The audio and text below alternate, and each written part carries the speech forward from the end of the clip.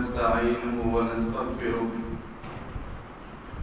ونؤمن به ونتوكل عليه ونعوذ بالله من شرور أنفسنا ومن سيئات أعمالنا من يهده الله فلا مضل له ومن يضلله فلا هادي له وأشهد أن لا إله إلا الله وحده لا شريك له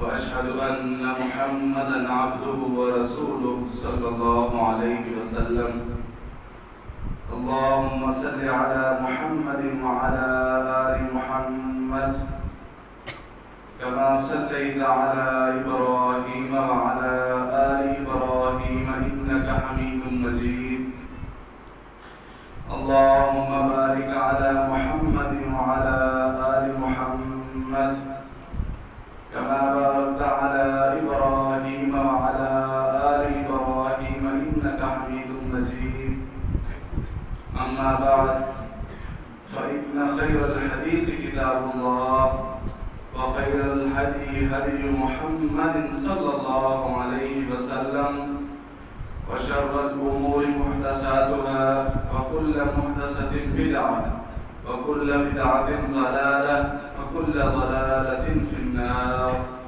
أعوذ بالله من الشيطان الرجيم بسم الله الرحمن الرحيم يا أيها الناس اتقوا ربكم الذي خلقكم من نفس واحدة وخلق منها زوجها وبث منهما رجالا كثيرا ونساء واتقوا الله الذي تساءلون به والأرحام إن الله كان عليكم رقيبا يا أيها الذين آمنوا اتقوا الله حق تقاته ولا تموتن إلا وأنتم مسلمون يا أيها الذين آمنوا اتقوا الله وقولوا قولا سديدا يصلح لكم أعمالكم ويغفر لكم ذنوبكم ومن يطع الله ورسوله فقد فاز فوزا عظيما رب اشرح لي صدري ويسر لي أمري واحلل عقدة من لساني يفقهوا قولي قابل قدر معزز سامعین، اللہ ہم سب کا خالق و مالک ہے۔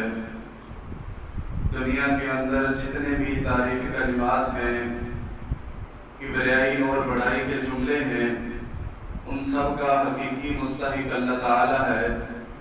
درود و سلام ہو ہمارے حقیقی پیر و مرشد، محسن و مربی، پیشوا، مقتدی، سید الاولین والآخرین جناب محمد رسول اللہ صلی اللہ علیہ وآلہ وسلم کی ذات اقدس پر۔ گزشتہ سے پیوستہ پچھلی ملاقات میں گزشتہ جمعے کے اندر ہم اللہ تعالیٰ کے سورۃ بقرہ کے اندر دیے گئے کفار کو اس چیلنج کی وجہ اور اسباب کو جاننے کی کوشش کر رہے تھے کہ جو اللہ نے سورۃ البقرہ کے شروع میں کفار کو چیلنج دیا ہے اپنی توحید اور نبی علیہ السلام کی رسالت کے لیے کہ قرآن مجید جو مسلمانوں کا، جو انسانوں کا دنیا کے اندر رہنے کے لیے دستور اور منشور ہے، اگر کفار اس کو نہیں مانتے، وَإِن كُنتُمْ فِي رَيْبٍ مِّمَّا نَزَّلْنَا عَلَىٰ عَبْدِنَا فَأْتُوا بِسُورَةٍ مِّن مِّثْلِهِ وَادْعُوا شُهَدَاءَكُم مِّن دُونِ اللَّهِ إِن كُنتُمْ صَادِقِينَ۔ یہ اللہ کا کفار کو وہ کھلا چیلنج ہے کہ اگر تم اللہ تعالیٰ کے بھیجے ہوئے قرآن کو، اس وحی کو جو اس نے اپنے بندے پر نازل کی ہے، نہیں مانتے تو پھر تم بھی اس جیسی ایک صورت بنا لو اور تم اللہ کے علاوہ جس کو بھی اکٹھا کر سکتے ہو کر لو۔ اگر تم اپنے دعوے کے اندر سچے ہو تو پھر یہ بنا کے پاؤ اس طرح کا قرآن اور اس کی ایک صورت۔ اس پر ہم نے وضاحت سے بات کی تھی کہ کہاں اور کس طرح سے اللہ تعالیٰ نے اس چیلنج کو بیان کیا ہے۔ تو گزشتہ خطبے کے اندر ہم نے یہ بیان کیا تھا کہ اللہ نے اتنا بھاری بھرکم جو چیلنج کیا ہے کہ اس جیسا تم نہیں لا سکتے. پہلے پورے قرآن کا چیلنج دیا ہے, اس کے بعد اللہ تعالیٰ نے 10 سورتوں کا چیلنج دیا ہے, پھر اللہ نے ایک سورت کا چیلنج دیا ہے, اور مکہ کے اندر بھی دیا ہے اور مدینے کے اندر بھی دیا ہے. مکہ کے اندر جو دیا ہے وہ سورہ یونس کے اندر ہے, جو مکی سورت ہے, جو ہجرت سے پہلے نازل ہوئی. پھر سورۃ البقرہ جو ہجرت کے بعد مدنی سورت ہے, اس میں بھی اللہ تعالیٰ نے جو ہم پڑھ رہے ہیں, جو ہم یعنی کہ جس کی تفسیر پڑھ رہے ہیں, اس میں اللہ نے بیان کیا ہے. مدینے کے اندر اللہ تعالیٰ چیلنج دے رہے ہیں کہ اس کو جس کے اندر تم شک سمجھتے ہو, جس کو اگر تم جھوٹا سمجھتے ہو, تو پھر اللہ کا چیلنج ہے اس جیسی کوئی ایک سورت بنا کے دے دو. تو اللہ نے یہ چیلنج کیا ہے. تو ہم آپ کو یہ بتا رہے تھے کہ اللہ نے یہ چیلنج کس بنا پر دیا ہے کہ قرآن مجید کے اندر وہ کون سی معجزانہ باتیں ہیں, وہ کون سی امتیازی اس کی حیثیت ہے, ایسی وہ کون سی خصوصیات ہیں کہ جن کی وجہ سے اللہ تعالیٰ نے اتنا بھاری چیلنج کفار کو دی اور پوری دنیا کو دی. اس میں سے ہم نے 5 پوائنٹ یعنی کہ 5 باتیں آپ کے سامنے رکھی تھی. تو چھٹی بات ہے اس کے متعلق قرآن مجید کی خصوصیت اور اس کا امتیاز اور اس کا اعجاز, وہ یہ ہے کہ قرآن مجید اپنے اندر جامعیت رکھتا ہے. جامعیت ہوتی ہے کہ ہر چیز کو جمع کرنے والی چیز, اس کو جامع کہتے ہیں. جیسے ہم مسجد کے اندر جمع ہوتے ہیں نماز کے لیے, اسے کہا جاتا ہے جامع مسجد, کہ جس کے اندر لوگ جمعے کے لیے جمع ہوتے ہیں, نماز کے لیے جمع ہوتے ہیں. کوئی بھی ایسی چیز جہاں پر لوگ کسی مقصد کے لیے جمع ہوتے ہیں, اس کو ہم جامع کے ساتھ تشکیل دیتے ہیں. یہ قرآن مجید اسی طرح اپنے اندر جامعیت رکھتا ہے. یہ ہمارگیری کی صفات کے ساتھ متصف ہے کہ انسانوں کی زندگی کے ہر مسئلے کے اوپر اس نے انسانوں کے لیے رہنمائی دی ہوئی ہے. یہ صرف دنیا ہی نہیں, آخرت کی زندگی کے لیے مسلمانوں کو, انسانوں کو رہنمائی دیتا ہے.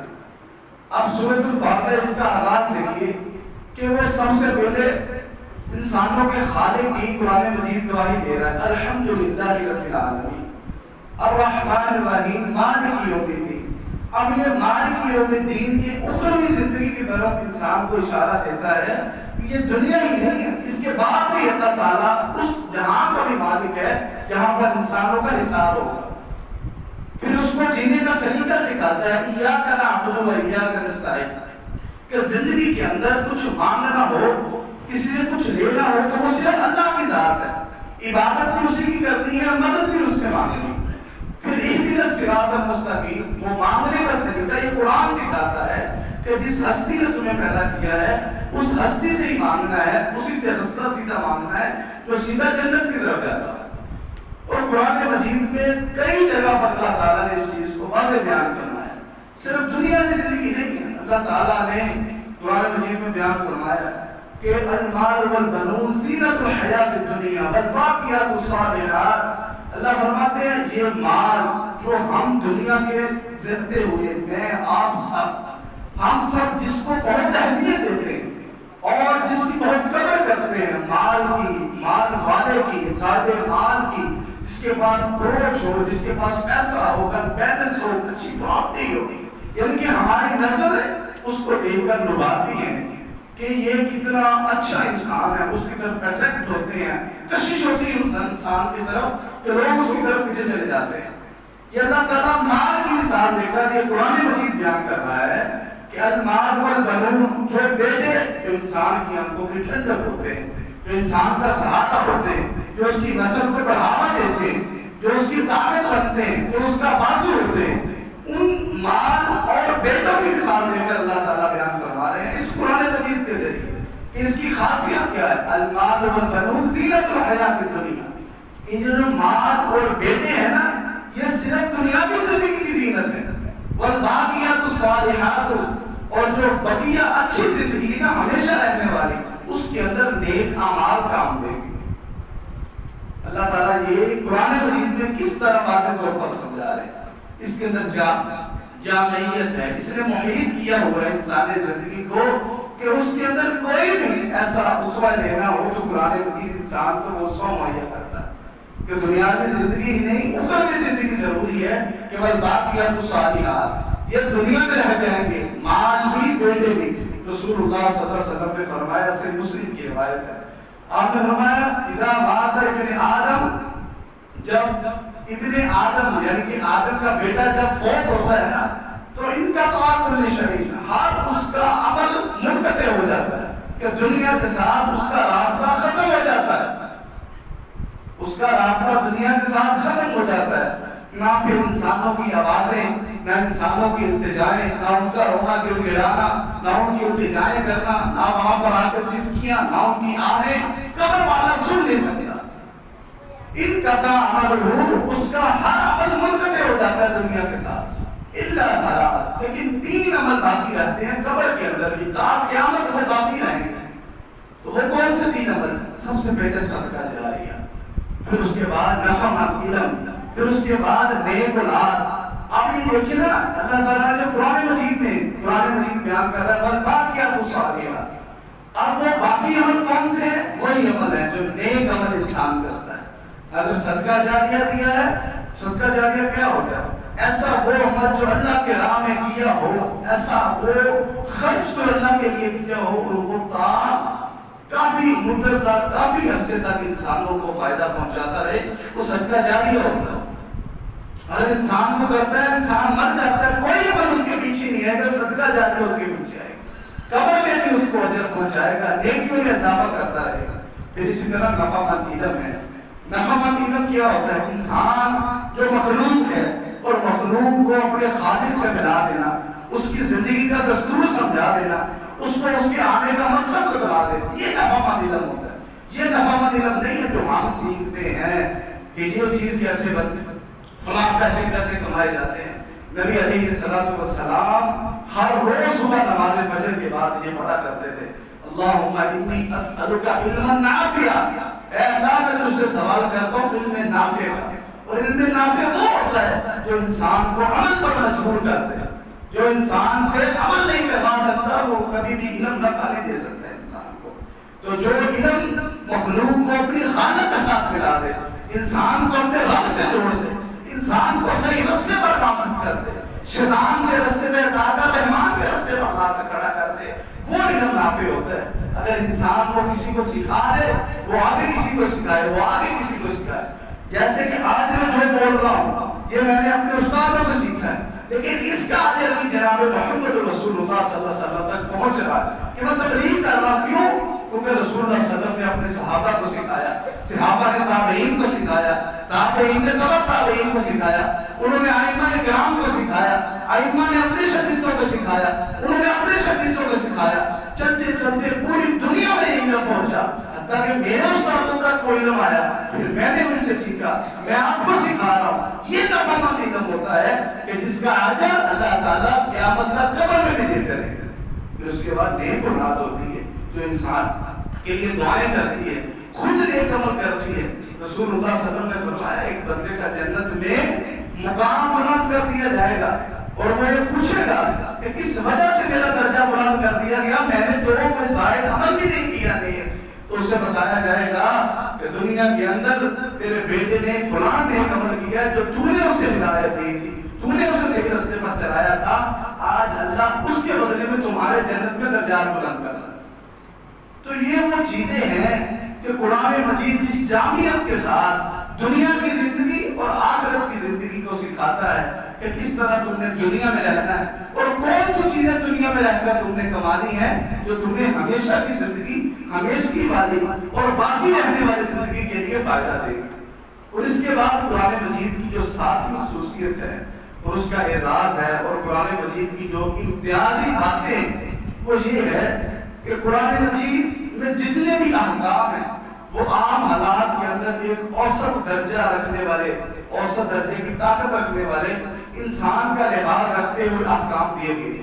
یہ نہیں ہے کہ فجر کی 2 رکعات ہیں، ظہر کی 4 ہیں، عصر کی 4 ہیں، مغرب کی 3 ہیں اور پھر عشاء کی 4 ہیں۔ اب ایک بندہ جو فجر کی 10 رکعتیں پڑھنے کی طاقت رکھتا ہے لیکن وہ 100 میں سے ایک ہے، اس کو دیکھ کر شریعت نے حکم نہیں دیا، قرآن مجید نے اس کو دیکھ کر حکم نہیں لگایا کہ تم نے فجر کی رکعت کتنی پڑھنی، بلکہ اوسط طاقت کو مد نظر رکھا ہے کہ ہر انسان کے اندر کتنی طاقت کامن ہے، کہ وہ طاقت کا لحاظ رکھتے ہوئے قرآن مجید نے وہ حکم دیا کہ 2 رکعت پڑھ لی، ظہر کی 4 پڑھ لی، عصر کی 4 پڑھ لی۔ اب انہوں نے اللہ تعالیٰ نے قرآن مجید کے اندر روزے کا وقت بیان فرمایا کہ اس وقت سے لے کر اس وقت تک روزہ رکھنا ہے۔ ایک بندے کے اندر اللہ نے اتنی طاقت رکھی ہوگی کہ میں 48 گھنٹے بھی مسلسل روزہ رکھ سکتا ہوں، کوئی بندہ کہے مجھے ضرورت نہیں ہے کہ میں فجر سے لے کر فجر کی اذان سے مغرب کی اذان تک ہی روزہ رکھوں، میں زیادہ نہیں رکھ سکتا ہوں۔ لیکن یہ تعداد میں کم ہوں گے، یہ بہت ہی کم ہوں گے۔ اکثریت وہ ہے جو یہ وقت بھی مشکل گزارے گا۔ تو شریعت نے اس کو مد نظر رکھتے ہوئے قرآن مجید میں وہ احکام بتلائے ہیں جو ہر کسی کے طاقت کے اندر۔ قرآن مجید پورا اٹھا کے دیکھ لیجیے، کوئی ایک بھی ایسا حکم نہیں ملے گا کہ جو حکم ہر کوئی کر نہ سکتا ہو، کہ اس کی طاقت نہ رکھنا ہو۔ کوئی ایسا حکم اٹھا کے دیکھ لیجیے، نماز، روزہ، حج، زکات، جو بھی قرآن مجید نے حکم دیا ہے وہ حکم ایک پراپر طریقے کے ساتھ ہے، وہ جس کے لیے بھی ہے وہ اس کو کرنے کی طاقت رکھتا ہے۔ اللہ تعالیٰ قرآن مجید میں فرماتے ہیں کہ اللہ کسی بندے پر اس کی طاقت سے زیادہ بوجھ نہیں ڈالتا، اللہ کسی بندے پر اس کی طاقت سے زیادہ بوجھ نہیں ڈالتا کہ اس کو اٹھا نہ سکتا ہو، اللہ زبردستی کہے کہ آپ نے یہ کام کرنا ہی کرنا ہے۔ پھر اس کے اندر ایک خاص بات یہ کہ جب انسان معذور ہو جائے، مثال کے طور پر شریعت نے نماز فرض کی، اب رسول اللہ صلی اللہ علیہ وسلم سے پوچھا گیا کہ ایک بندہ سویا ہوا ہے تو وہ اٹھ نہ سکا، تو پھر اس کا کیا نماز پڑھائے؟ تو آپ علیہ السلام فرماتے ہیں کہ جب اس کی نیند کھل جائے فوراً اٹھ کر نماز پڑھے، اللہ تعالیٰ اسے اتنا ہی اجر دے گا جتنا اس نے نماز جماعت کے ساتھ پڑھا۔ یہ ایک شرعی اجر ہے۔ بندہ معذور ہو چکا ہے، اسے ایک بھول ہو چکی ہے، مثال کے طور پر وہ سو گیا، اس کے اندر اس کا قصور نہیں تھا۔ اب شریعت نے یہاں سختی نہیں کی کہ جس کی نماز سوئے ہوئے میں رہ گئی وہ لازماً اس کی سزا ہوگی۔ اب ایک بندہ سفر میں ہے، اس کو مشکلات ہیں، کوئی بندہ بیمار ہے، بے ہوش ہو چکا ہے، یہ وہ شرعی عذر ہے جس کی بنا پر شریعت نے نرمی کر دی ہے۔ اب ایک بندہ کھڑے ہو کر نماز نہیں پڑھ سکتا، کہیں بھی شریعت نے یہ حکم نہیں دیا کہ وہ مرتا مر جائے لیکن وہ کھڑا ہو کر نماز پڑھے گا۔ اگر کھڑا ہو کر نماز نہیں پڑھ سکتا تو وہ بیٹھ کے نماز پڑھے، اگر وہ بیٹھ کے نماز نہیں پڑھ سکتا وہ لیٹ کے نماز پڑھے، اگر وہ لیٹ کے نماز نہیں پڑھ سکتا وہ اشاروں سے نماز پڑھے۔ اس سے زیادہ کیا درجہ ہوگی؟ اگر ایک بندہ طاقت نہیں رکھتا، وہ معذور ہے کسی مسئلے کے اندر، اس کے پاس شرعی عذر ہے اس کے پاس، تو اس کے لیے شریعت نے پھر نرمی رکھی ہے۔ اس کا وہ امتیاز ہے، آپ جتنی بھی یہ آسمانی کتابوں کا دعویٰ رکھتے ہیں نا، جن حالانکہ ان کے اندر تحریف ہو چکی ہے، یعنی کہ اپنی طرف سے باتیں نکال دی اور اپنی طرف سے باتیں ڈال دی، اس کے اندر کسی میں بھی ایسے احکام نہیں ملیں گے جو انسان کی فطرت کے مطابق اللہ نے روزہ فرض کیا ہوا ہے۔ لیکن کتنی کیفیت کے لوگ ہیں جن پر اللہ تعالیٰ نے روزے کے لیے نرمی رکھی ہوئی۔ مثال عورتیں ہیں، ان کے مخصوص ایام، مشکل والے ایام ہوتے ہیں فطرتی طور پر۔ اسلام جو قرآن مجید کے احکام اور فطرت کے مطابق ہے، عورتوں کے لیے نرمی دے دی ہے کہ ان دنوں میں وہ بھوک پیاس کو برداشت نہ کرے، وہ کھائے پیے، آرام کرے، ریسٹ کرے۔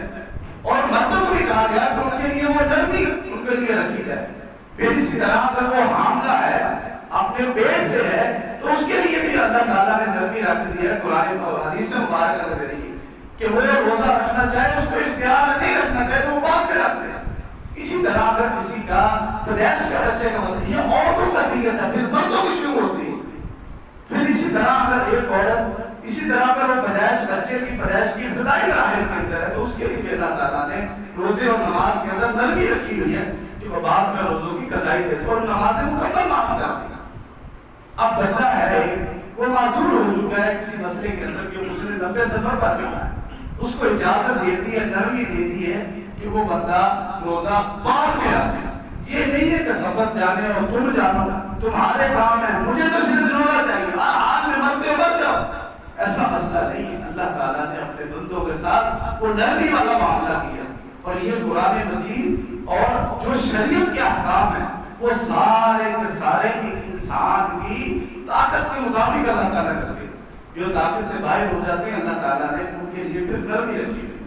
اسی طرح پھر قرآن مجید کا یہ امتیاز ہے اور یہ اس کا معجزانہ حیثیت ہے کہ قرآن مجید کے جتنے بھی اللہ تعالیٰ نے وہاں پر موضوع بیان کیے ہیں قرآن مجید کبھی بھی اپنے موضوع سے ادھر سے ادھر نہیں ہوتی.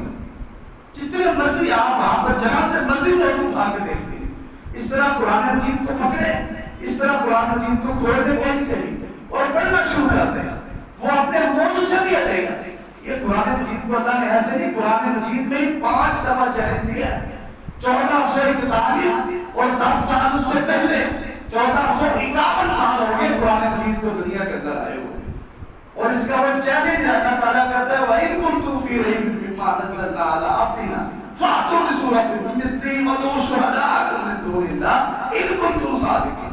اللہ کہتا ہے جس مرضی کو ساتھ ملا دو, اس جیسا ایک آیت بنا کے دکھا دو تو پھر مان لیں گے. معمولی بات نہیں.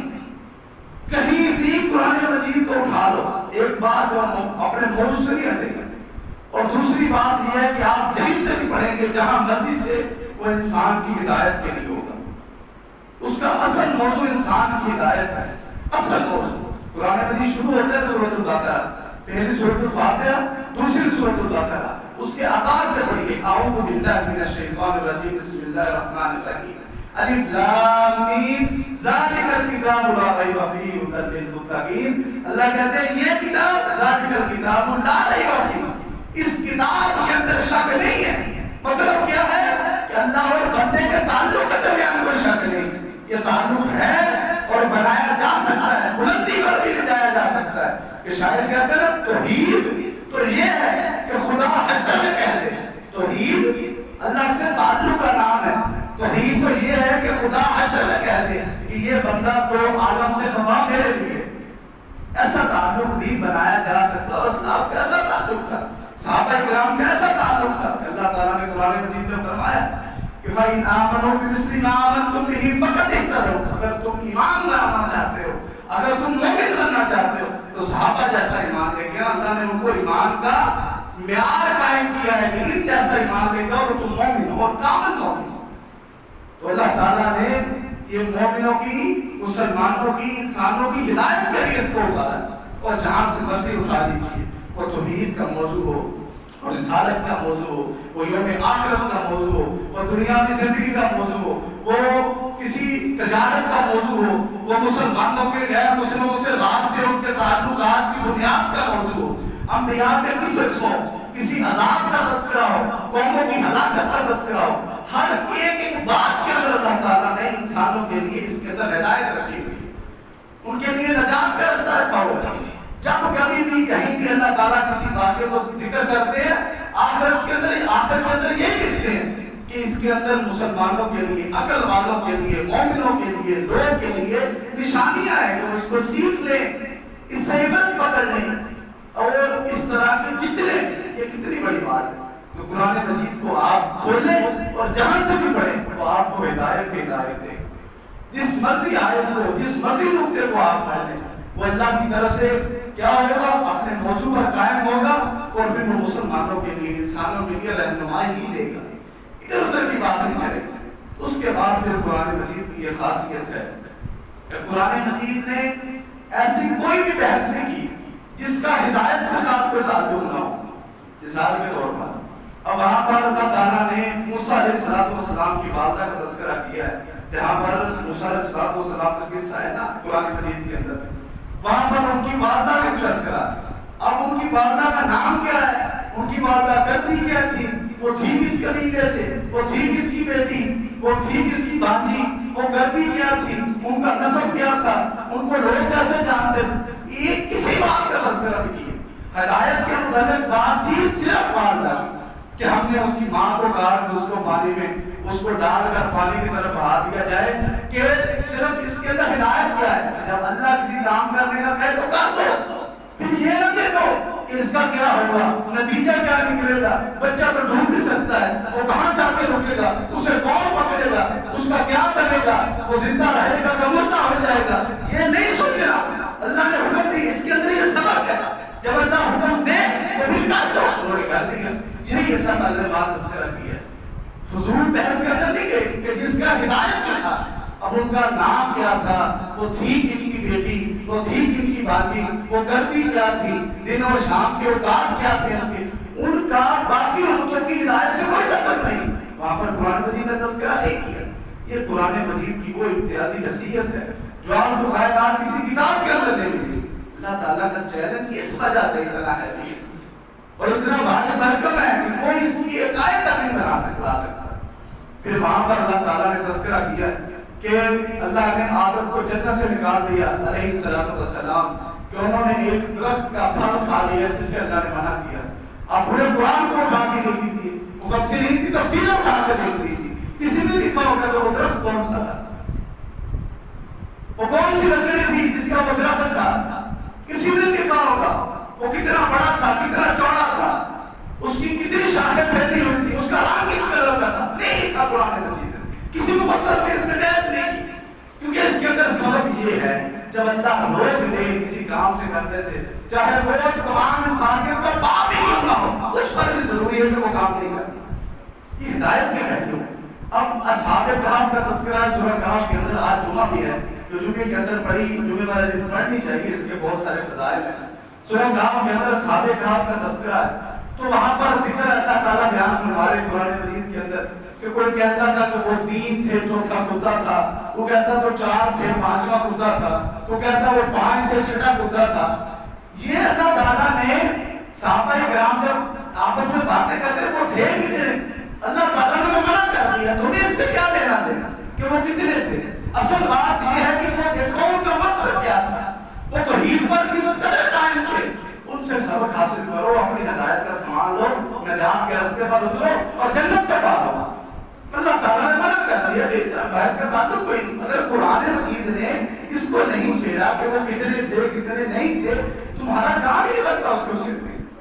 ایک دن چاند، ایک بار چاند دیکھا صحابہ کرام نے، ایک صحابی کہتا ہے دوسرے دن کا، ایک کہتا ہے یہ تیسرے دن کا چاند، اور رسول اللہ صلی اللہ علیہ وسلم نے یہ نہیں کہا کہ ان کا فیصلہ کر دیا جائے کہ یہ چاند کتنے دن کا ہے، تم سچے ہو کہ تم جھوٹے ہو کہ تم سناؤ، یہ نہیں کیا۔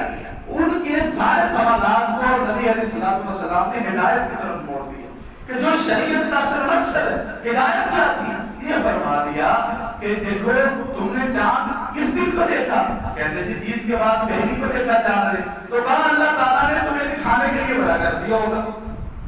یہ ہدایت کا وہ پہلو ہے کہ جب رسول اللہ صلی اللہ علیہ وسلم نے بیان فرما دیا 29 کو چاند دیکھو، اگر بادل آ جائے چاند نظر نہ آئے، 30 کی گنتی پوری کر لو، اس کے بعد چاند جتنا مرضی بنا لگ رہا ہے وہ پہلی کا چاند ہے، شریعت کہتی ہے، اس کے اندر کوئی شبہ والی بات ہی نہیں ہے۔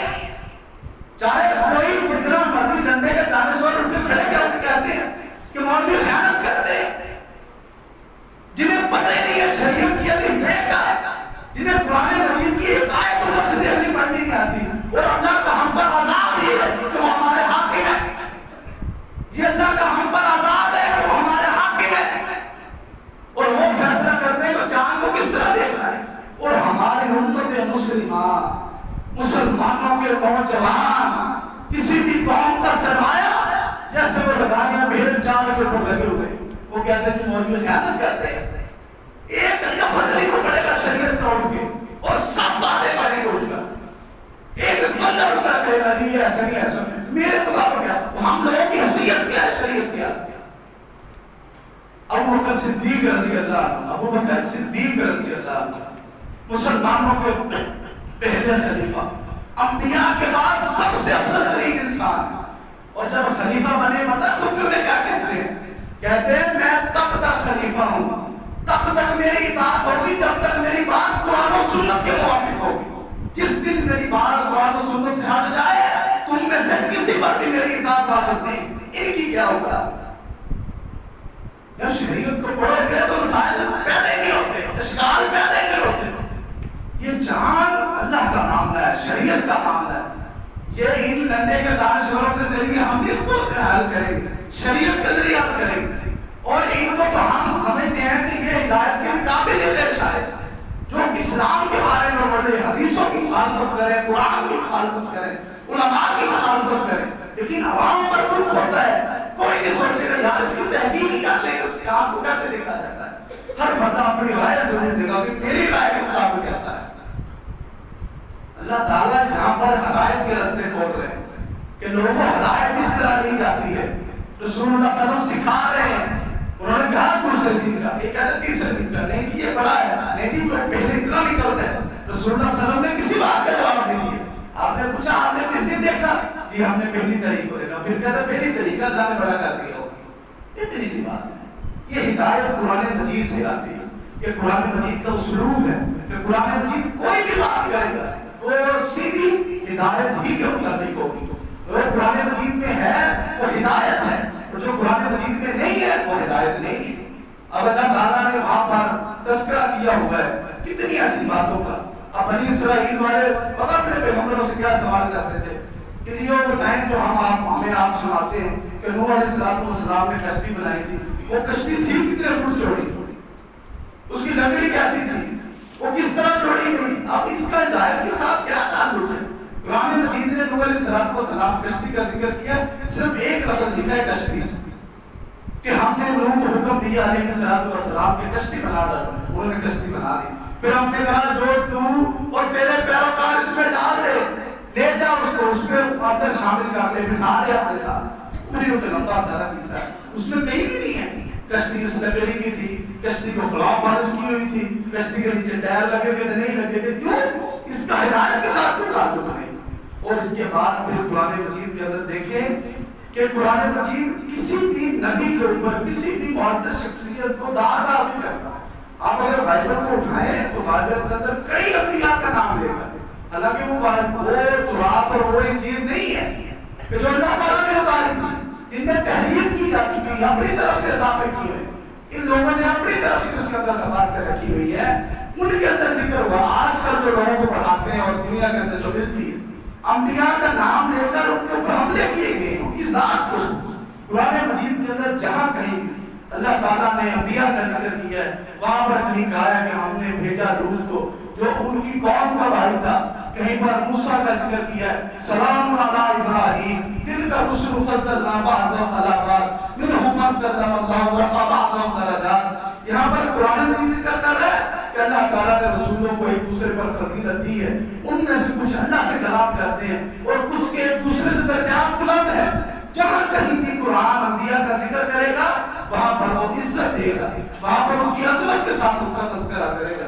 یہ قرآن مجید کا اعجاز ہے، یہ قرآن مجید کی امتیازی حیثیت ہے. پھر اس کے بعد اس کے اندر کوئی بھی ایسی فوش بات نہیں ہے، کوئی بھی ایسی فوش بات نہیں ہے، کوئی بھی ایسی غلیظ بات نہیں ہے کہ جس کو دیکھ کر جس کو سن کر انسان کہے کہ یہ کون سا اللہ کا کلام ہے. حالانکہ اس کی سب سے بڑی مثال دیکھیں کہ قرآن مجید کے اندر زلیخا اور یوسف علیہ السلام کا قصہ ہے.